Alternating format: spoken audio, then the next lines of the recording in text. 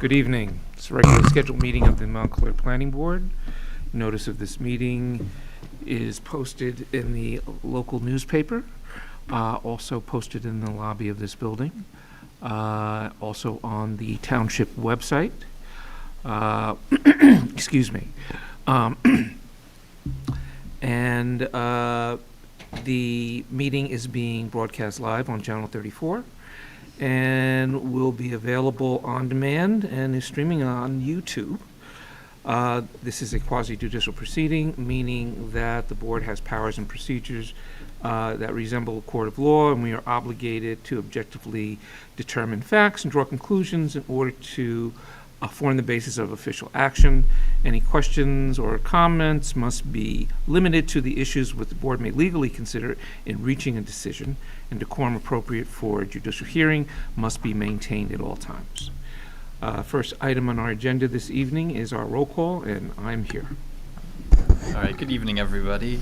I'm the assistant planner, Tommy Sibilia, filling in for Janice Talley tonight. Mr. Brodock? I'm here. Mr. Graham? Here. Mr. Ianwale? Here. Ms. Lockman? Here. Mr. Ortiz? Here. Mr. Pierre? Ms. Willis? Mr. Nguyen is That's here. me. Mr. Jacobson? Opinions are mixed, but I think I'm here. Mr. Neiman? Here. All here? I don't know. Mr. Neese? All right, that's roll. Do you want me to announce the application or? Well, Minutes. yeah, we have minutes from our February 6th meeting. And we've had comments. We received comments from Mr. Brodock and Ms. Lockman on the minutes, which I've marked in the draft minutes. Any other comments? Then I move that we accept the minutes as amended. Second. And all those in favor? Aye. Opposed? Abstentions? All right. Yep, we have a resolution from 25 North Fullerton Avenue. Ah. Yeah. Just in time to vote, too. I guess I'll just take this one.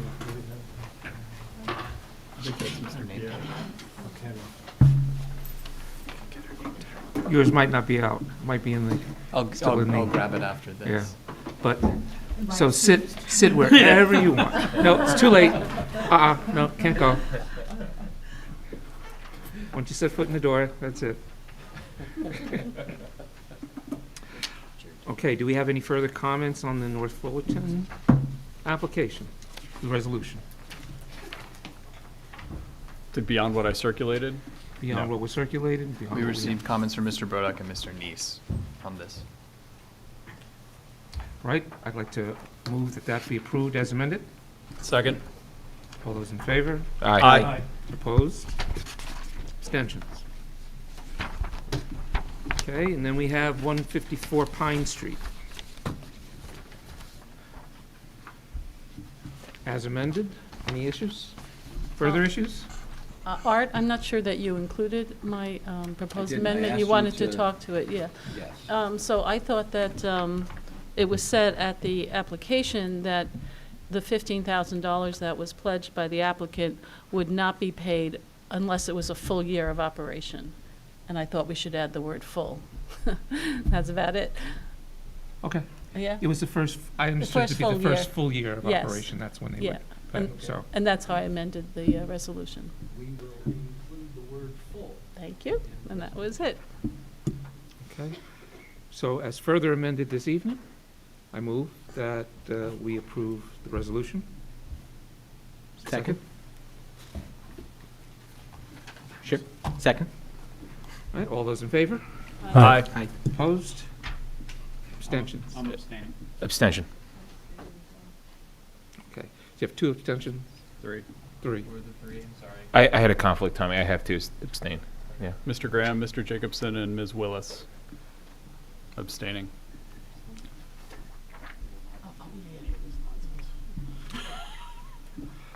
Okay, and then we have the application on 14 Douglas Road. And what's the story with that this evening? I had a conversation with Is your microphone on, Mr. Neese? No. I had a conversation with Mr. Trembulac today. I'm sure he wouldn't mind, but my telling the board this, and many of you probably know, that his daughter has a severe medical condition. And so today was an important day insofar as they are going to release her from Kessler, and he had a whole host of things that needed to be addressed, and he spoke with, there is an objector for this application, so he spoke to Bob Simon, and then he called me and requested respectfully that the application be continued. Our next meeting is the 14th of March, but Rob Simon could not make that. He'll be on vacation, so Mr. Trembulac is requesting that the application be put over to the board's next meeting after that, which I think is the 26th. Of course. All right, well, and Is it- Public thing that's germane to this, it's the new adopted ordinance 02223, which I didn't know was going on, but they changed the word frontage to width in the definition, so it applies to this. I won't comment on the application, but. Is your mic on, Tom? I can't, sorry. So there's a new ordinance which was passed by council. February 7th was the ordinance to amend the zoning, and it changes the word frontage to width in the way lots are defined, and it's germane to this application, so just check it out. I'm not sure that it does. And the reason for that is because I think that ordinance was adopted, and I don't know, I'd have to look at the timing, but I think this application may have been submitted before the ordinance was adopted by the council. So it's not germane to, so we would hear it without considering this. Again, I don't want to, Correct. Okay. It's called the time of application rule. okay. But it's just So we'll curious, confirm- it's curious that we'll this just confirm came that out, and yeah. clarify Thank you. for everybody. Right. All right. One clarification, Mr. Neese, I think you said it was going to be carried to the 28th, but that's a Tuesday? So No, was it the whatever that Monday 27th. is, that Monday, the 27th. Okay. If that's Monday, the 27th. March 27th, yes. Okay. I think. Yeah, March 27th. Well, that was his request. Whether it can be accommodated or not, we'll have to wait for Janice to follow up with. All right. So, and we'll carry that. There won't be any further notice to the public with respect to the new date. And that brings us to the new business on our agenda and the public hearing on the amendment to the land use and circulation plan. So, should I make my objection now? Well, we've had some discussion because this was on the agenda as a public hearing. And I think when we received the agenda, not everyone was aware that we were going to have a public hearing without having the benefit of our subcommittee first look at the proposal and provide us feedback. So since we have it listed as public hearing, we will, of course, get the introduction to it so that we can all get oriented to what's in it. But then I think after that, we will suspend the hearing, refer the everything to our committee, and then resume the hearing when we have the feedback from our committee and presumably at our next meeting. I have to check with the agendas because I don't know what we have on for the next meeting, but if the agenda permits, we'll do it at the next meeting. If not, then we will do it at the following meeting. Chairman, are we under any time constraint, and would the start of this hearing trigger any timeline? Not that I'm aware of. Tommy, is there an issue? No, I don't believe so. Only if you wanted to make another amendment to the master plan. No, seriously. Oh, is that We right? have to have this in place before we can make any other amendments to the master plan, and I think Tommy will go through that. Got it. But that would be the only thing. So if there's something on your mind I'm that okay. needed to be resolved, Not at this would time, have to go Vice Chair. first. Thank you. Well, can I say something about that? I have said this at other meetings as well. I believe that we need to amend our master plan. Take a look at the land use. There's lots of things now that have happened since that master plan was first adopted in 2015. 2015, amended in 2017. There's been an awful lot of development in Montclair, and I think we need to change or relook at our master plan in light of all the development that has taken place to see if there's any areas that need to be changed. I agree with that. That's one of the things I was going to raise. Yeah. I mean, would I've second raised that. this before, and Janice has said, well, we don't have the money, the timing is not good, whatever. But I really adamantly think that, and I hope that, I'm glad that you agree with me, Carol, that this really needs to be looked at this point. Is the timing typically every 10 years, correct? That you relook at it? It's whenever you want, it doesn't have to be 10 years. Yeah. Well, there's Right? minimums. Yeah. There's minimums, of course, it doesn't, if we decide that things have changed, and that it's called for, that we need to do something else. But again, it's a long and expensive process. So it's something that has to be planned for. And how do the rest of the board members feel about Well, we basically amend it all the disrupting time. traditional I'm not saying we timelines? have to throw out the whole plan and write a new one, Well, but it seems but- to me that we can make amendments all the time. Right, And but I do I there's think what, sections that need amending. turn your mic on? Oh, okay.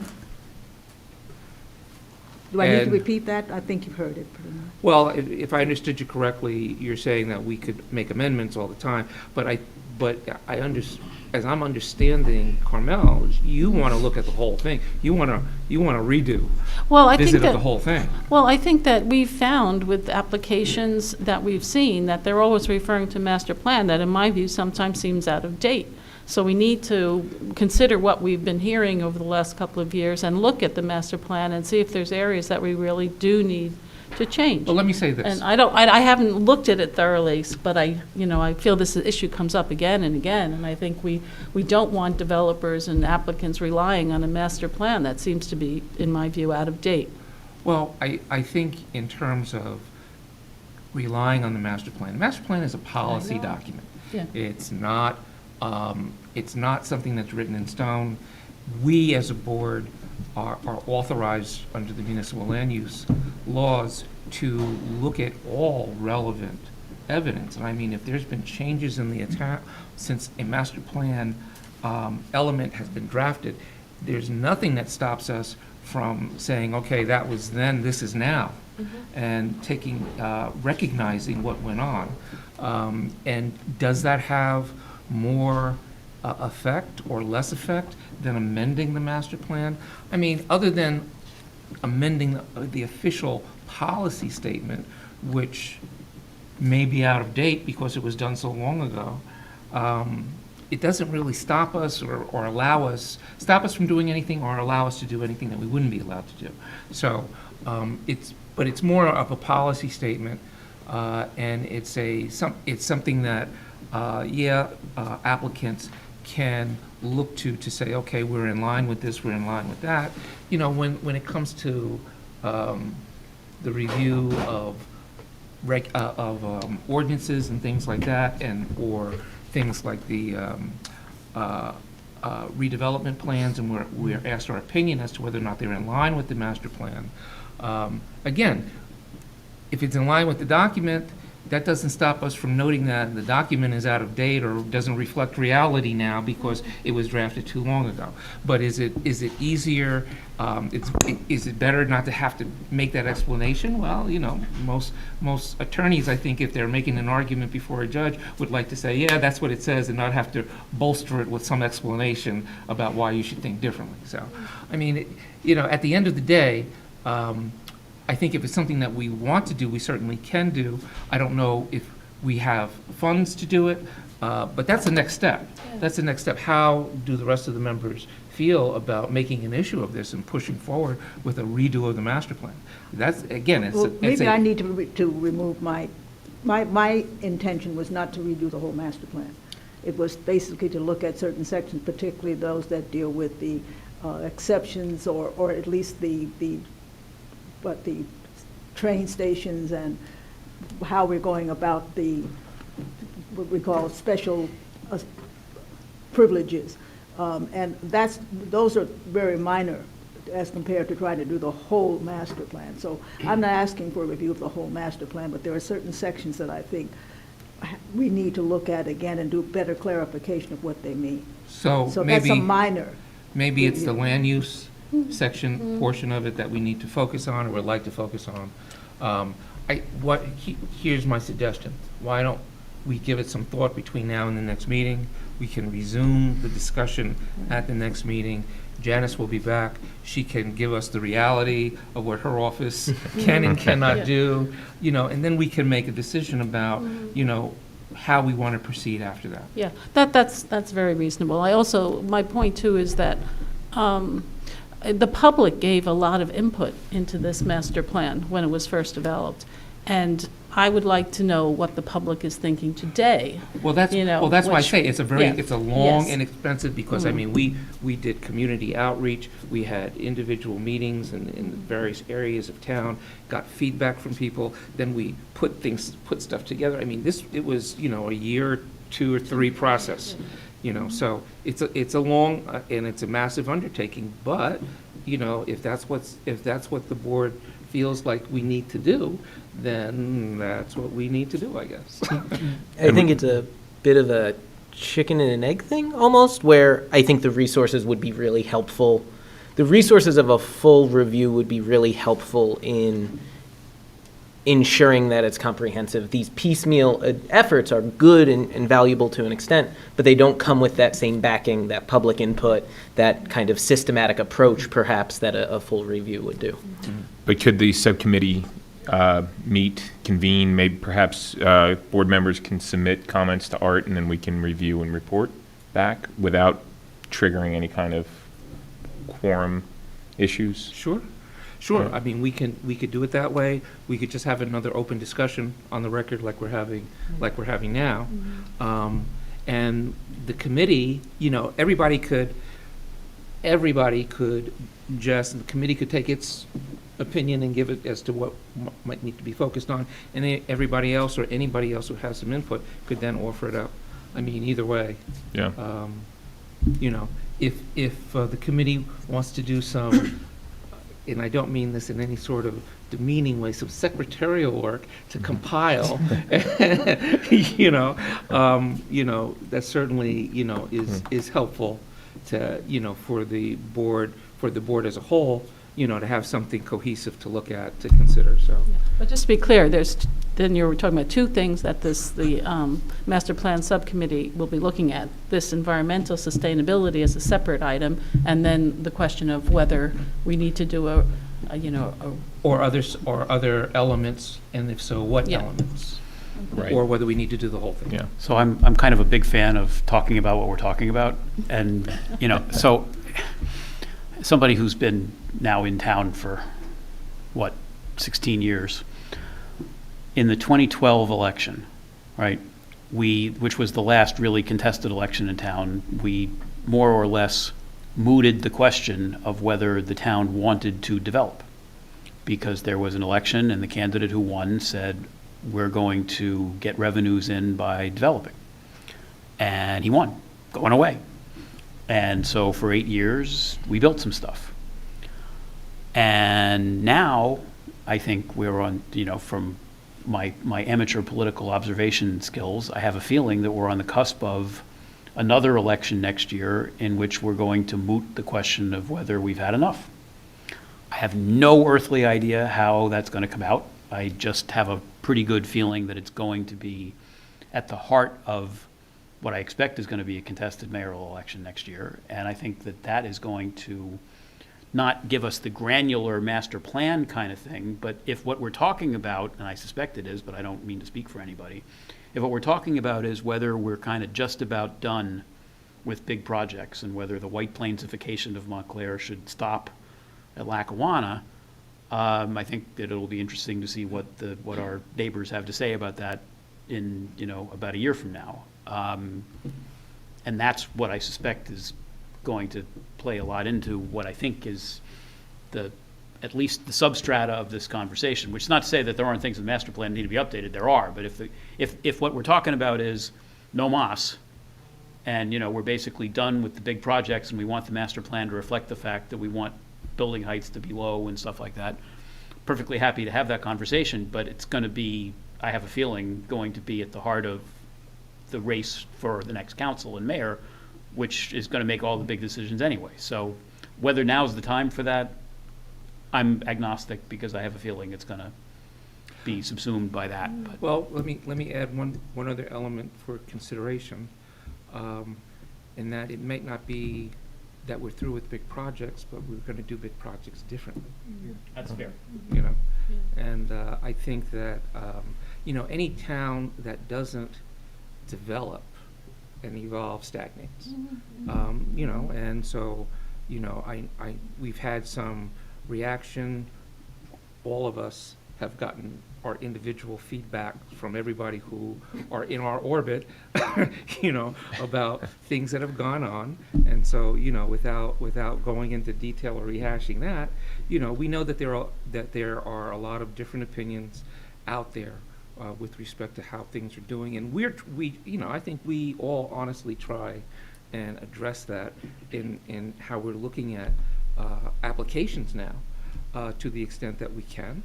And, again, the master plan is a policy document. It doesn't stop us from doing what we're doing already. And, and if it's about sending the, shotgun blast across the bow of the developers to here, this is how we're gonna do it now, I think sometimes we do that here, to a point anyway. But, the master plan change or not, we can do that. But again, policy, putting that policy statement in place does have its value. And so if we want to go forward with it, and take the time, then we should. But that's a decision that we have to make as a body. I also think, I sometimes think we're always on our back foot here in the planning board and not showing leadership. And I think this is an opportunity for us to show leadership. I know, we're not the council, but we do represent the people of Montclair. And we, as you said, we have orbits where we hear what their point of view is. And I would feel like we would like to take a leadership role here and establish the policy such as it should be or might be based on what we're hearing from our fellow citizens with respect to planning that may have changed since this initially was put forth. So that's part of it too. I'd like us to be out there and, hear what the public has to say and have a document that kind of reflects that. But anyway. Oh, poor Tommy wants to present. Well, and I'm gonna have Tommy wait just one more minute. One other thing we could consider, and maybe we should talk about this when we talk next, is doing a re-examination. I mean, because we've got, I think, 3 more years until we have to do a master plan re-examination, and maybe that gets to the heart of what you're asking, Ms. Lockman, about, are the underlying assumptions still valid? Are there things we would recommend to change? So if perhaps we don't have the funding to do a whole master plan write a whole new plan, maybe at least the re-examination where we can say, this is what seems still valid, this is what's not, here's what we would suggest to be changed, that might be helpful and accomplish that goal. Yeah, I'd be very comfortable with that as well. Okay, Yeah. that's another option to Yep. speak about. All right. I just don't want to see the word White Plains of vacation.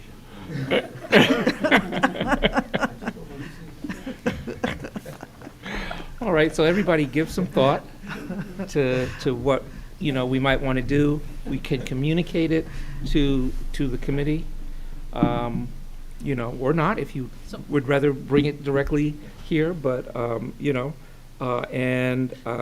like I said, at our next meeting, we will devote some time to figuring out the What our next plan step, will be, yeah. okay? And just, for Tommy's benefit, like we had a little sub-discussion here, the reason that I believe we need to take this environmental sustainability element, and what we normally do is we take an element like that and we would have it looked at by a subcommittee before it has its public hearing, and for some reason that didn't happen. You noticed for the public hearing, without having the subcommittee look at the what's offered and provide a report to the full planning board. That's normally how this works, and for some reason it didn't work that way this time, so I don't know why. All right, well, get us oriented to this, and, we can take the next steps, after we get your basis set up. Okay. All right, so I'm going to be reviewing this. This is the draft amendment to the land use element of the master plan. So it's a new section of the land use element. This amendment has to be adopted by the planning board by resolution. Procedurally, the board can vote to approve it tonight because this was a public notice hearing, although it doesn't sound like that's what we're going to do. It'll be referred to the committee and then brought back at a later hearing date and memorialized by resolution. Right, so. In 2022, the municipal land use law was amended to require that municipal master plan land use elements contain a section related to climate change and environmental sustainability. Required components of this amendment include a statement of strategy about electric vehicle charging stations, storm resiliency, flood-prone areas, and sustainability, as well as location of electric vehicle infrastructure, and what is known as a climate change-related hazard vulnerability assessment, which I'll go over in a few slides here.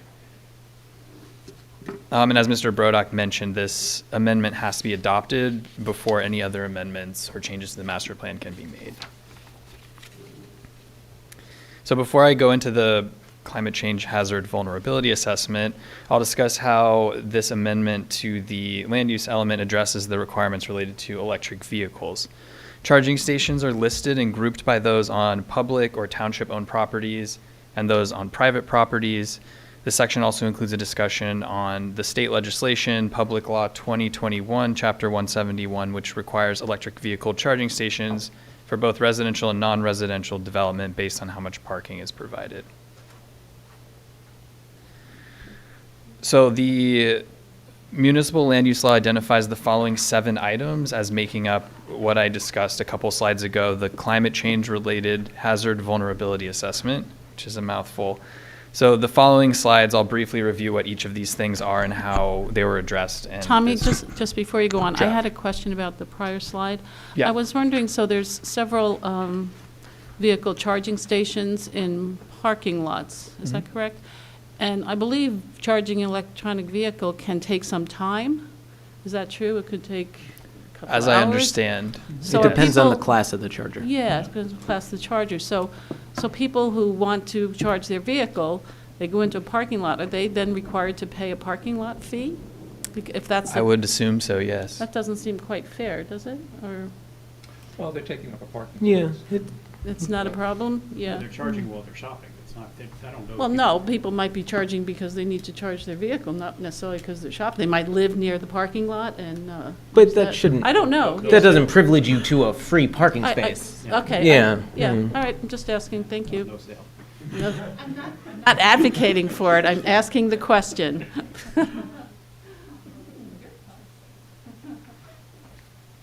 Ms. Aptman, who's on the Environmental Commission, who helped us prepare this, just told me that the garage off of Church Street, if you're plugged in, you don't have to pay. Oh, there you go. Jeff. I wasn't paying attention, I'm sorry. Okay, so as I mentioned at the top of the presentation, this was created, I don't know if I actually mentioned who was involved. So it was planning staff, engineering staff, as well as some of the members of the planning board, and then members from the Environmental Commission, including Ms. Aptman, who just told us about the parking deck. So at our first meeting, we discussed the most pressing environmental issues facing the township, which are flooding and aging stormwater infrastructure. The township engineer provided the committee with paper maps identifying 36 areas in the township that are prone to flooding based primarily on institutional knowledge of the township. The committee members were assigned a specific number of these areas to do field observations. Field work included visiting each of the areas, taking photos of the storm drains in those areas, and documenting other notable features relating to flooding, such as pooling, steep slopes, erosion, and sedimentation buildup. All of those 36 reports are included as an appendix to this section of the master plan. I think you all got a copy of it, of the master plan. I don't think the appendix was printed because it was several hundred pages long. But we have that if anyone's interested in seeing it, and if this is adopted, that will obviously be posted with it. So now moving on to the actual contents of the hazard vulnerability assessment, we started with a discussion on current and future threats to the township, which are tied to sustainability, climate change, and resiliency. These topics are broken down into the township's current policies and initiatives and issues that still need to be addressed or researched further. Current policies and initiatives related to environmental sustainability include recent development being focused on walkability and proximity to transit, as well as providing electric vehicle charging infrastructure and public parking areas. Issues related to climate change include rising temperatures, increased frequency and volume of heavy rain events, flooding, and effects of higher temperatures on native plant species and tree canopy. Related to resiliency, the township's main initiative, in partnership with the New Jersey Board of Public Utilities, is the establishment of the Town Center Distributed Energy Resource Microgrid, which will produce its own on-site energy to supply power in emergency situations to the fire department's headquarters, Mountainside Hospital, Pine Ridge Senior Housing Complex, Bay Street Train Station, and Glenfield Middle School. So I have a question about your microgrid. Does it just provide energy to, for example, the hospital or areas around it?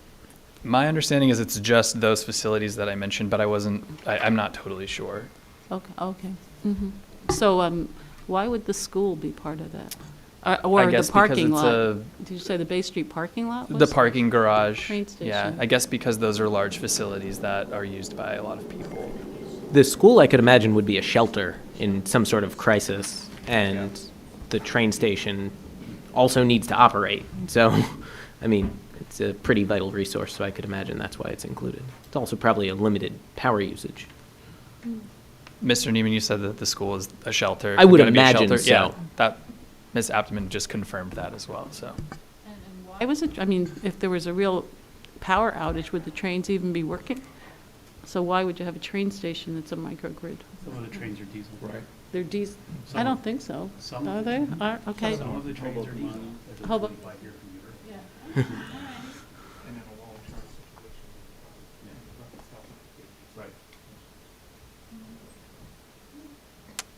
okay, one more point on this slide. One of the main issues that the township faces related to resiliency that's discussed in this draft is that the vast majority of power lines are above ground, which makes them prone to damage from weather. And a lot of power lines in residential areas are also located on private property in people's rear yards, which can make them difficult to access for maintenance and repairs. So the build-out analysis discusses how in Montclair there's very little vacant land with an overall impervious coverage of 31%, 34.2% of residential areas are impervious, and 85.3% of non-residential and mixed-use areas are impervious. The maps included in this section show the impervious coverage based on satellite imagery, as well as current and anticipated redevelopment areas overlaid with the previously discussed flood-prone areas and floodplains.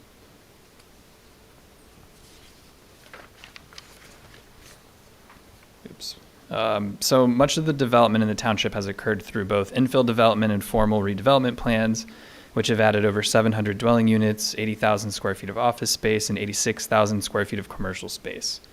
So this section of the draft plan element amendment discusses the 3 pending redevelopment areas and the 1 draft plan, which includes obviously the Lackawanna Plaza redevelopment plan, Montclair Center Gateway Phase 2, and the municipal complex. A later part of this hazard vulnerability assessment discusses those redevelopment plans that have already been adopted. Critical facilities were identified as the 3 fire stations in the township, the Mountainside Hospital, and the police station, as well as the ambulance unit on Walnut Street.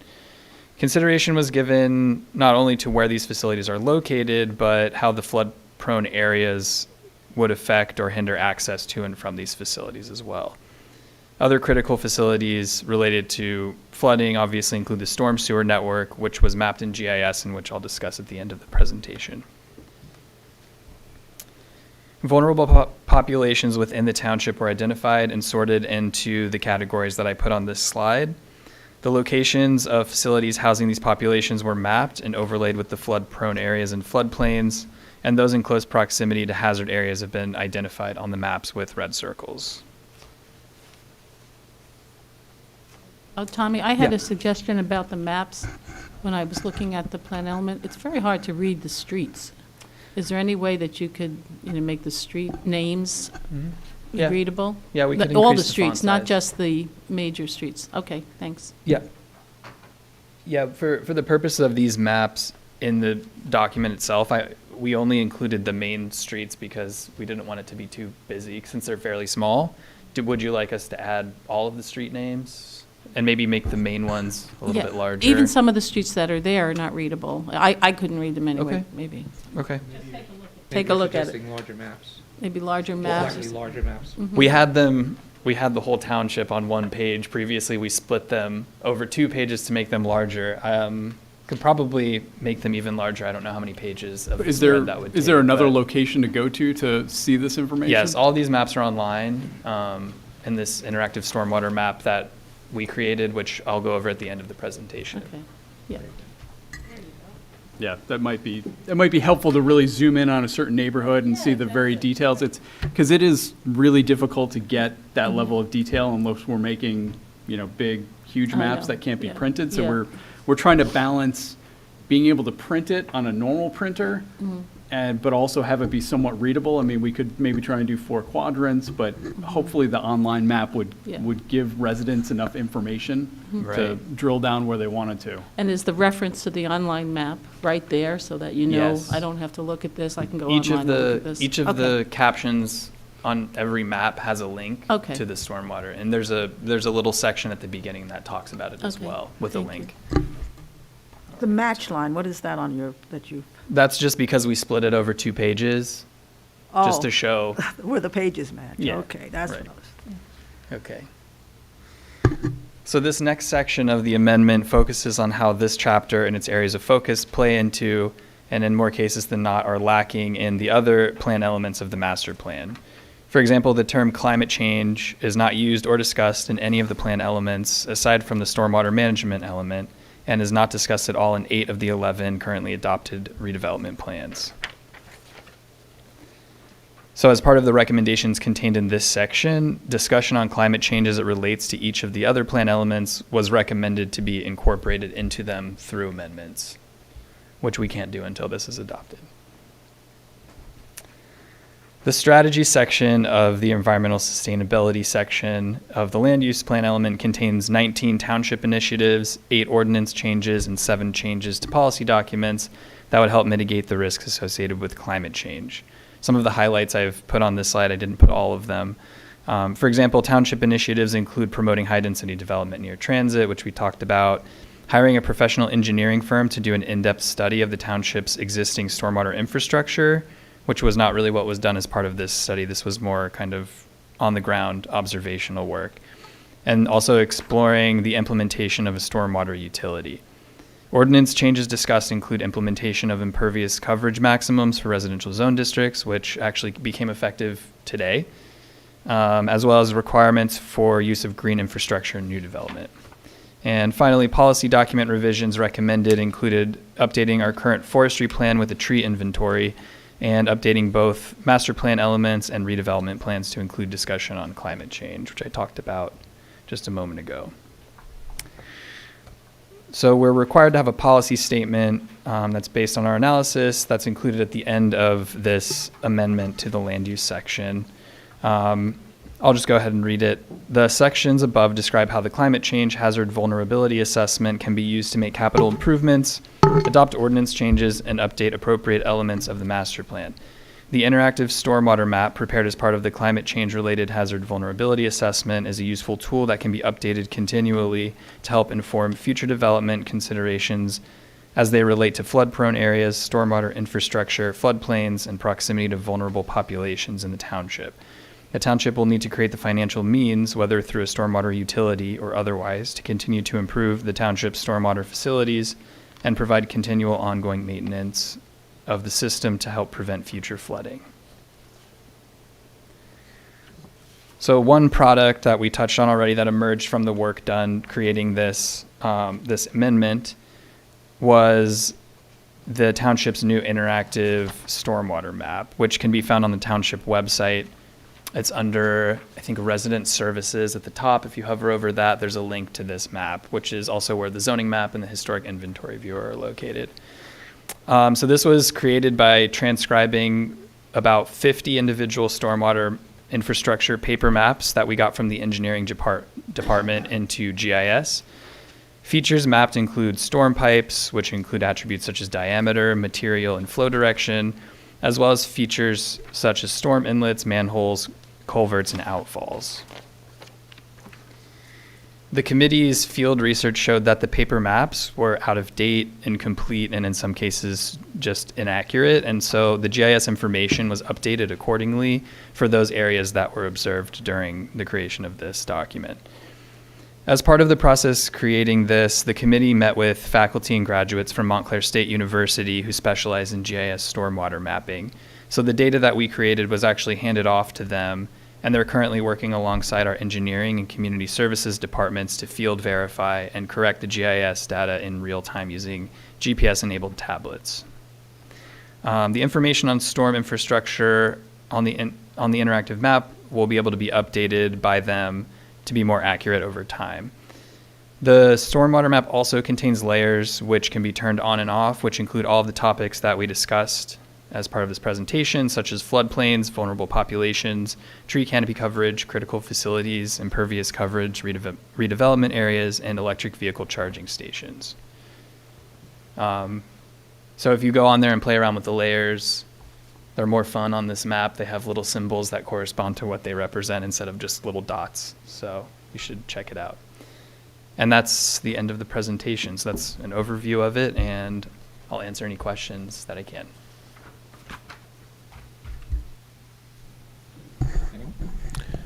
Tom, a question on the 19 initiatives. The first one, promote higher density development. Obviously, there's been some discussion of that with the Lackawanna project. Can you discuss where that recommendation came from? And I mean, that one I think would probably require more in-depth discussion by this board because I think there seems to be some concern about higher density development.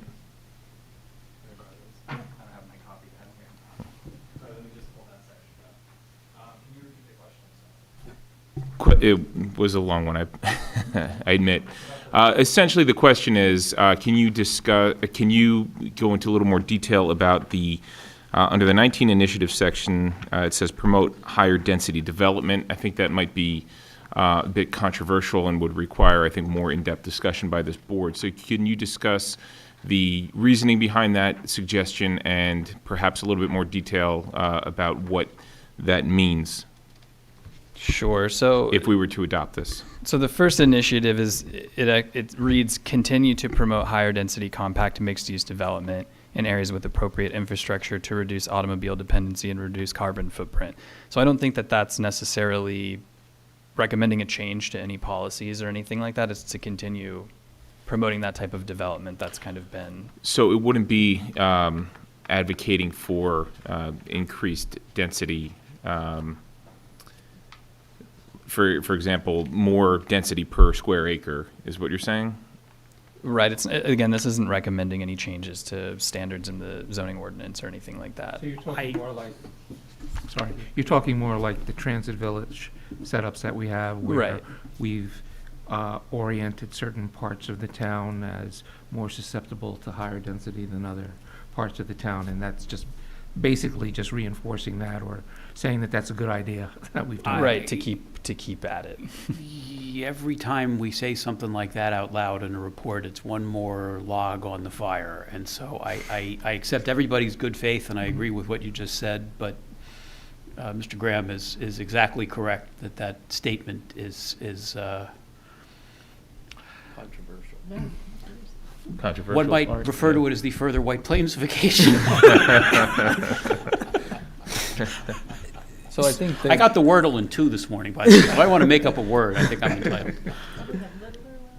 So I suppose that the committee that reviews this prior to adoption can make I think we should be edits. careful with that language. I think we should be very clear and precise.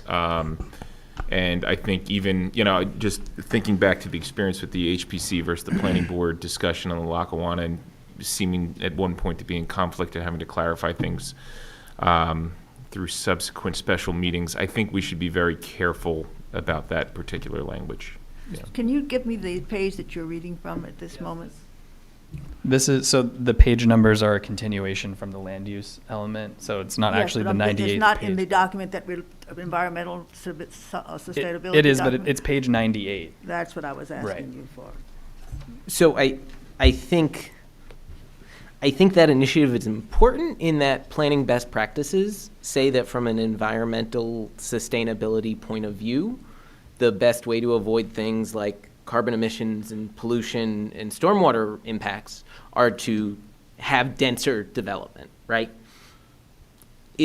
When you cover less ground, more water is able to go where it's supposed to go.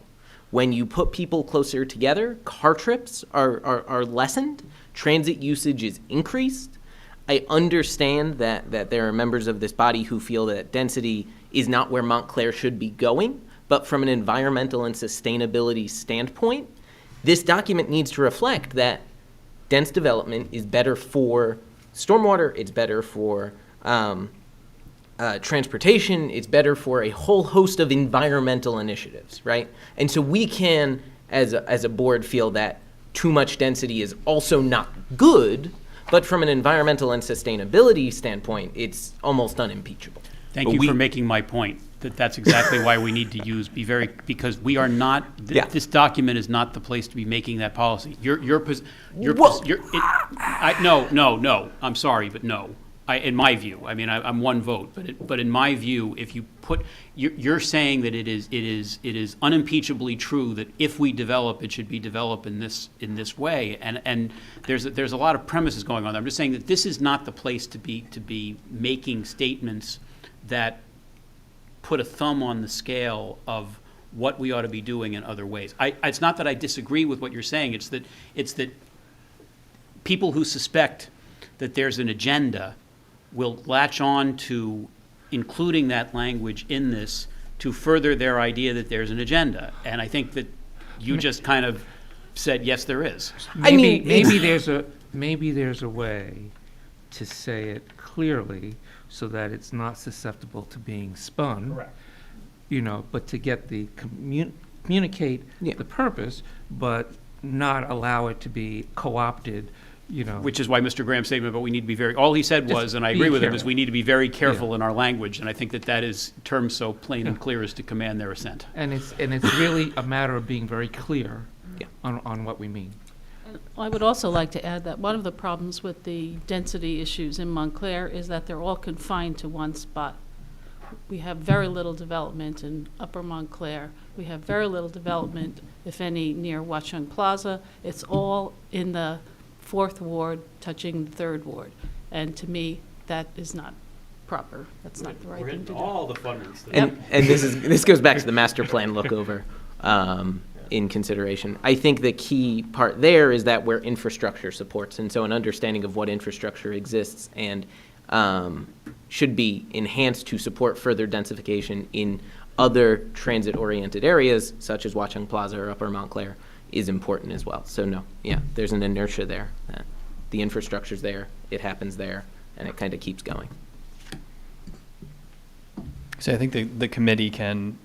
You guys are going to be adopting this. So if you want to change the language, then do that. So the committee is Mike, Keith, and Carol, I think?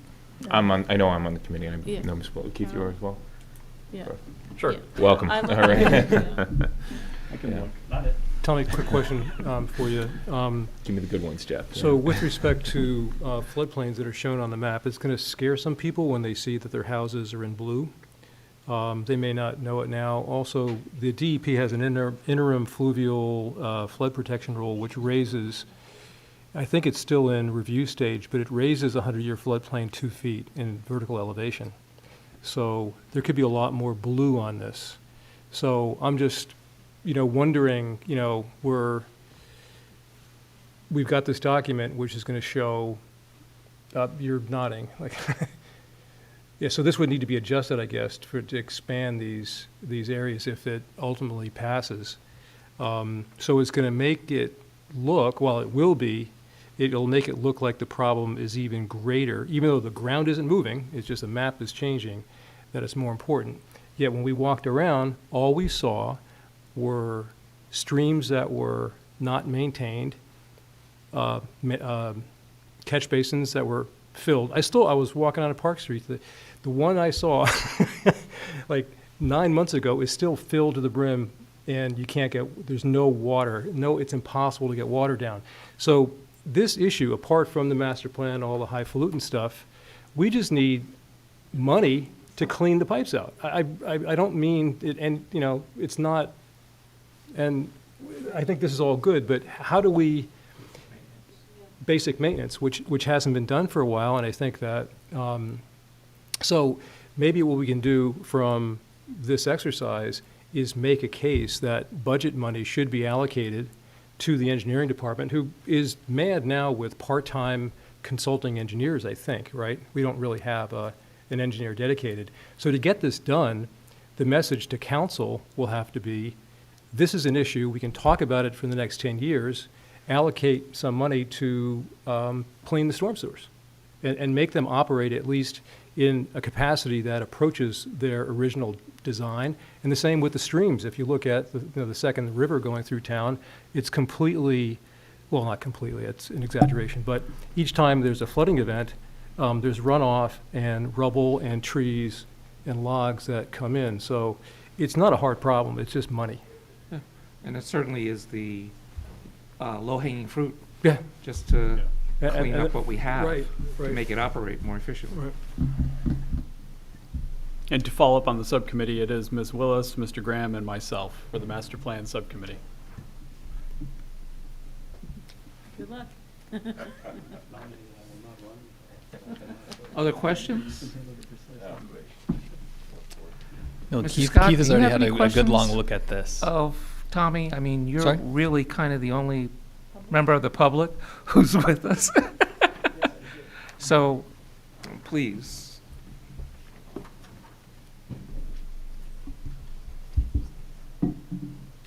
Okay, William Scott, 23 Cedar Avenue. I just had a couple of questions, and just from a clarification standpoint, on page 87, it talks about adopted and anticipated redevelopment, but I believe there was another redevelopment plan that I kind of came across, which was the Glen Ridge redevelopment plan, which was in a draft form back in July of 2006. And it's not listed on the town's website, and it's not listed in this document. Glen Ridge Avenue? Yes. That was that the one that involved having like a park in an open stream and opening up Tony's Brook to a point and making it a more pedestrian-friendly commercial area along Glen Ridge Avenue? From the actual plan, it talked about 18 properties that were being considered as a part of that redevelopment plan. Yeah, well, I don't know. That might have been the properties coming down Glen Ridge Avenue. That's the only thing that I can think of, just off the top of my head, that involved Glen Ridge Avenue that hasn't been acted upon. And it really wasn't a redevelopment. It was a plan, but it wasn't strictly a redevelopment. It was more of a proposal. But Well, I- maybe if, This is all I can go Can by. I see what you got? I mean, I was around back then, Yeah. maybe. Thank Just you. while you're looking at that, I have a question about redevelopment plans. Is there any end date if they're not activated where they no longer, so they stay in existence for forever, even though things around them may have changed? You still have the same old one that was developed years ago? That was one of my questions also. Yeah. Because when you look at the Elm Street redevelopment plan, which was also in that same time frame, it said it was adopted but never moved forward. Right. And I think it really comes into play when you look at the Elm Street, Mission Street, and New Street redevelopment plan, when it talked about 56 properties that were being considered as a part of a redevelopment plan. And when you put the two together, you're on one side of Bloomfield Avenue and another side of Bloomfield Avenue, and you've got Lackawanna Plaza right in the middle. There's some things that have not been done, which has kind of worsened the situation moving forward with other redevelopment plans. And that's just my opinion as far as that We're is looking at concerned. them piecemeal, in other words, Exactly. yeah, not looking at Okay. them as an Well, entirety. not that only could be looking at built. them piecemeal, but not doing anything with them. Okay, very important, okay? And then I just had another question in regards to the vulnerable population areas. It seems as the 50... As to whether this was ever adopted. I don't think it was. I think it was a proposal, but I don't think it ever got adopted by the council. But Janice should have records on that. We'll have to double check Look it up. on that. Hey, Tommy, just a point of information. So the actual draft report, who were the authors and who saw it before we did?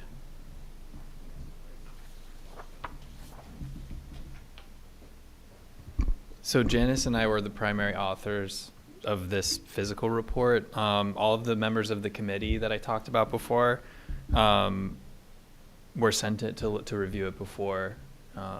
Keith had some good edits that he made already, so he's very familiar with it. Yeah, so who was the committee? It was myself, Mr. Ian Wally. Yes, it I was. showed up halfway Yes, through. Mr. Neiman was there. Ms. Aptman, Ben Rich, who is on the Environmental Commission as well. Co-chair of the Environmental Commission with Ms. Atman. So then also myself and Janice, and then Norberto Hernandez, who's the township engineer, and Brian Scantleberry was at some of the meetings as well. All right, so thank you, Tommy, for orienting us to the work that's been done so far. And this is the formal referral to committee section of the meeting. We look forward to it, Chairman. We'll follow up with Janice to ask her about that Glen Ridge plan, whatever happened with that. 'Cause there were a lot of good ideas. Some of it, I mean, the parking deck certainly is smaller than what the current one is smaller than what was proposed in there, but it was always, even back then, it was like that was a good place to put a parking deck. So just as a question of kind of formal procedure, so the public hearing was noticed for tonight. We just took public comment, and now, We took questions. We didn't take comments. We Okay. took some questions, and we're going to continue the hearing. Okay. And we'll continue the hearing upon getting, when the committee gives us a feedback report. When they give us the report at that meeting, we will continue the public hearing. And do we have a time frame for that, or give them whatever they need?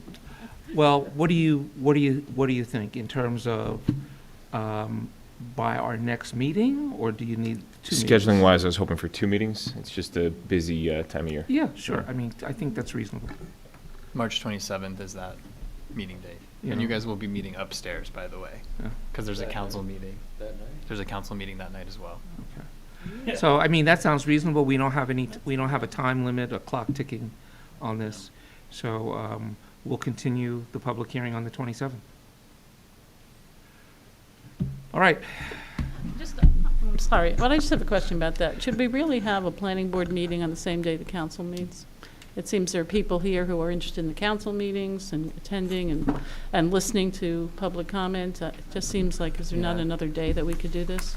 My understanding is the council meeting had to be rescheduled. I'm not sure exactly why, but it was scheduled for, I guess, maybe the day before, which is Yeah, usually Monday. they don't. Usually pains are taken so that they don't overlap. Yeah, but And then, there's no reason we can't be on a different date, is there?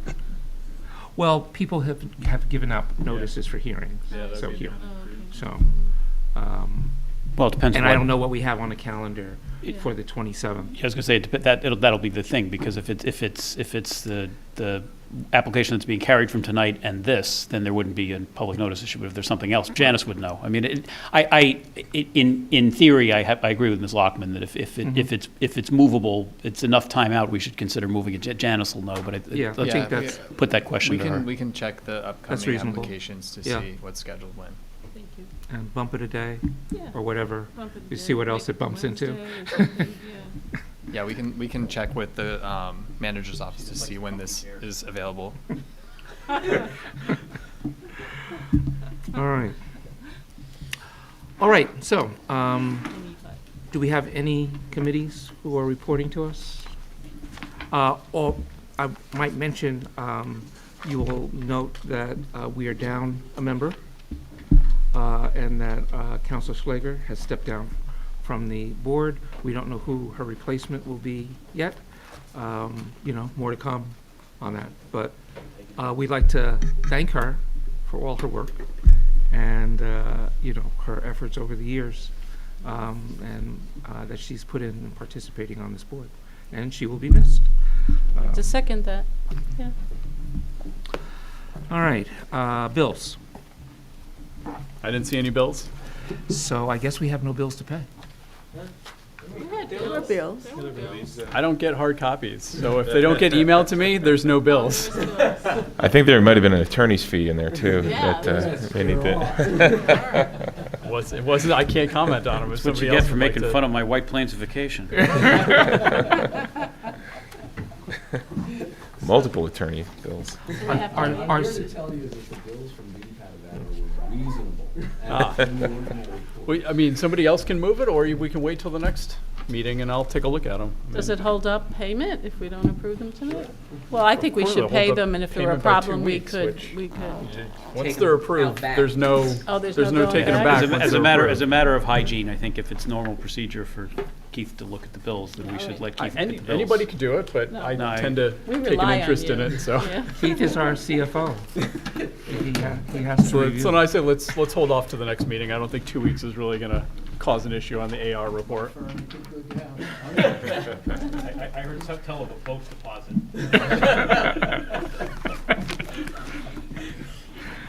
All right, everyone. Well, thank you this evening for your participation. Motion to adjourn. We go. All those in favor? Aye. Aye. Do you want to look at Thank these? you.